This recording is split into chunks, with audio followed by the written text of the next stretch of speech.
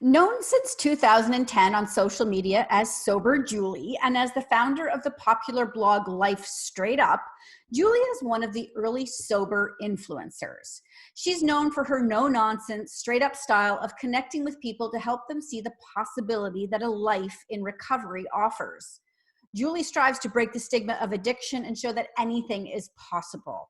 By sharing her own challenges, travels, family, and love of life, she spreads the idea that we can live a truly happy life without numbing out. And I think those are the key words we need to focus on right now in the middle of this pandemic is numbing out. Welcome to the show, Julie. Hey, thanks so much for having me. So, numbing out, I think a lot of people, I watch my social media feed a lot. And that seems to be what a lot of people are doing, and not just with alcohol. Well, it's a natural instinct. We as humans are completely bred to self-protect. And when emotions become overwhelming, which I'm sorry, but quarantine is driving all of us crazy. It's a true fear-based state that we're in right now with the unknown. And what we do in this situation can help us or harm us. And unfortunately with numbing will never, ever help any situation. It just won't. In fact, it usually compounds it, because if you're numbing, spending too much, if you're numbing, spending too much time online, you're avoiding your family, you're drinking, you're using, you're eating too much sugar, so many things that we're perpetuating these behaviors. And ultimately we end up feeling shame, and shame will never serve us in any circumstance. Right. And so, it's interesting because it is anything that you overindulge in, correct? 100%. And I'm guilty. Listen, first 3 weeks of quarantine, I work from home. I own a marketing company. So I work out of the home, but suddenly everybody was in my space and they were in my routine. And so I'm trying to find things to do with the teenagers. We start baking, which is fine. But I was baking multiple things multiple times a day, and I was eating all of the baking. And it hit me that as I was taking a bite of a cookie, I was thinking, how many more cookies are there and how many more can I have? While I'm in the midst of enjoying one cookie, I'm thinking about the future cookies. And that is, I had to take control. I had to stop and set myself with food some boundaries. So I think then what you're saying is the first thing we need to establish is some self-awareness around what we're reaching for and what we're using to comfort. I think so. I'm also a recovery coach. And the one thing that we always try to identify is internal thoughts about something and internal relationship with the behavior.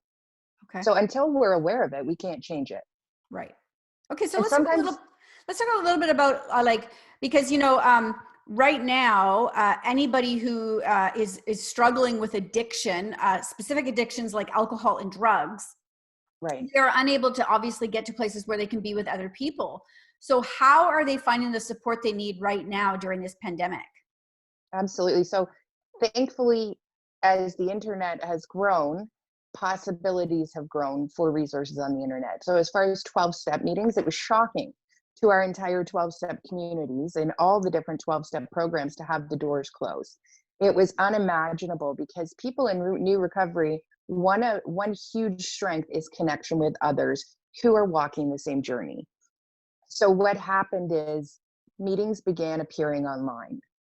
And so no matter where you are in the world, if you look up on the main 12-step website, so AA, NA, CA, any of them, Overeaters, whatever, they have listings by area of Zoom meetings, and they're on Blue Jean, and they're on all sorts of different platforms.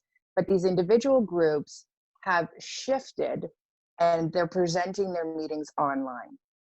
Okay. So as a recovery coach, and I imagine you are a sponsor to people, I am. what's the biggest struggle you see right now? Is it isolation? What is it that's driving people to feel they need this even more? It's absolutely isolation, not being able to naturally connect with others. It's also fear of the unknown. So when we are panicked, we want to change that feeling. And if you're a person who's relied on a substance or behavior, you're immediately going to turn to that. So the base natural instinct of a pattern that you've ingrained by years of using whatever the behavior is, kicks in. I'm 10 years into recovery, and I'm now doing a meeting at least every day just to be sure that my health is well as far as my addictions. Right. Oh, so what would you recommend then for people if they are at home and they feel like, yeah, absolutely, you know what, I've crossed a line, I'm going too far into something. Who should they reach out to? Sort of where should they go? Sure. So listen, I want to preface this by saying you don't have to be a full-blown addict of anything to stop your behaviors if they're getting into a gray area. For me, with the food, for example, I went on Instagram and I found this cool woman who's offering a 12-week nutritional program. I did a little research and I decided to sign up. So for the next 12 weeks, I'm accountable and I'm following, this program, and there's a support group. So what I would say to you is, for example, if you type in sober curious hashtag on Instagram, the shares are huge. There's many programs. If a 12-step program isn't for you, there are a million programs out there for, if you look on Dry January hashtag, for example, you'll see lots of programs that ran in January that are still active. There's lots of chat groups. There's so much out there online. All you have to do is Google it.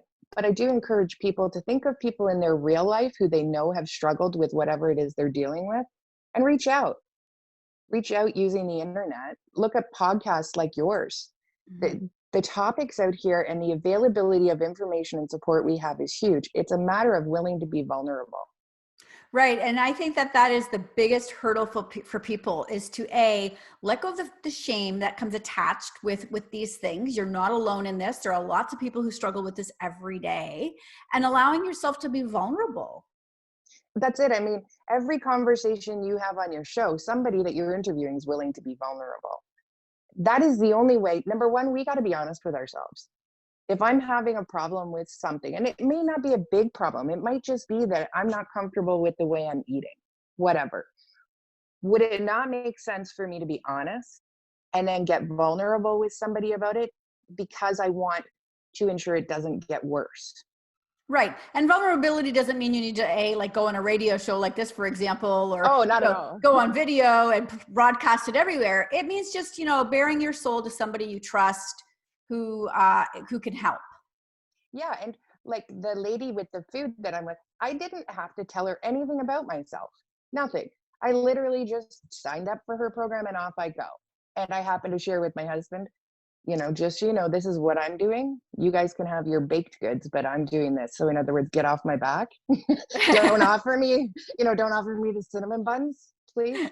I always say to people I get a lot of people coming to me, and I love it when they do. People are vulnerable, and I'll get messages and emails just saying, I think I might have a problem.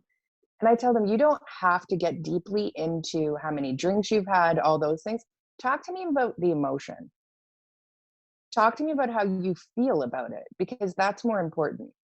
And that's a good point, that you bring up. I think that, we often go, well, I don't quite, have as many drinks as they say to define me as, an alcoholic or any of those things. But it's really, I think it's more important to identify the feeling that's associated with it, and why you're reaching for that thing that brings you comfort. That's it, because the unhealthy behaviors are not necessarily done to excess with some people. It's just that they hate relying on it. Or maybe they don't even hate it, but they're like, dude, I don't think this is good for me. I like it way too much. Right. So if people want to connect with you, then where can they find you? I'm Sober Julie on every platform. Reach out. I'm soberjulie@gmail.com. I'm available. I mean, frankly, I'll be honest with you, and I'm pretty straight up, and I welcome everybody to contact me. Even if you just want to vent, I will always respond. Amazing. Thank you so much for joining me today, Julie. I'm sure this is going to be wildly helpful to a lot of people right now listening at home. I appreciate you very much. And I think that what you're doing is awesome, because we are in our marketing culture just selling, and people are getting mistaken with the fact that just because a marketing company tells you alcohol is going to relieve your mommy stress, we're getting mixed up in that messaging. So I appreciate what you're doing. You're bringing truth forward. Thanks for this today. Amazing. Thank you so much, Julie.